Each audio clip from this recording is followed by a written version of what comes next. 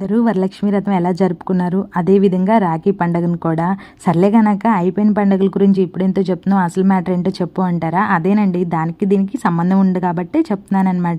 మనకు ఉన్నంతలో మన దగ్గర మన స్తోమతను బట్టి మనమైతే వరలక్ష్మి వ్రతం రోజున కాసుకునే వాళ్ళం కాసుకుంటాము, లేదా జ్యువెలరీ కొనే వాళ్ళం కొంటాం, లేదు అంటే సిల్వర్ ఐడల్స్ ఇలా ఏదో ఒకటి మన దగ్గర ఉన్నంతలో కొనుక్కొని ఒక సెంటిమెంట్గా ఫీల్ అవుతాం కదా, ఆ రోజున లక్ష్మీదేవి వచ్చింది అలా కొనుక్కుంటే అని. అది మన సెంటిమెంటు.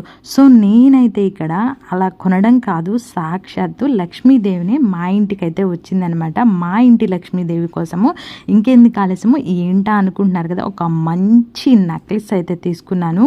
మీరు దాన్ని చూసి చెప్పండి, నేను చెప్పడం కాదు, ఎలా ఉంది ఏంటి అని చెప్పి. ఇది కూడా నేను ఆన్లైన్లో తీసుకున్నాను అనమాట.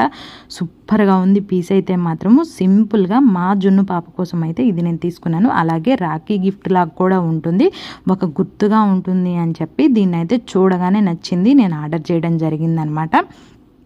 నేను ఫస్ట్ టైం వరలక్ష్మి వ్రతం రోజు ఒక గోల్డ్ అనేది కొనడము అదే ఇదనమాట. ఎలా ఉంది ఏంటి అనేది అయితే మీరైతే తప్పకుండా నాతో షేర్ చేసుకోండి. ఇంకా మీరేం కొనుక్కున్నారు వరలక్ష్మి వ్రతానికి అనేది కూడా నాతో అయితే తప్పకుండా షేర్ చేయండి. ఈ వీడియో ద్వారా మన ఛానల్ని ఎవరైనా ఫస్ట్ టైం చూస్తున్నట్లయితే సబ్స్క్రైబ్ చేసుకొని సపోర్ట్ చేస్తారని కూడా ఆశిస్తున్నాను. అసలు మీకు ఎలాంటి వీడియోస్ కావాలి అనేది కూడా కామెంట్ చేయండి. Thanks for watching. Take care. Bye friends.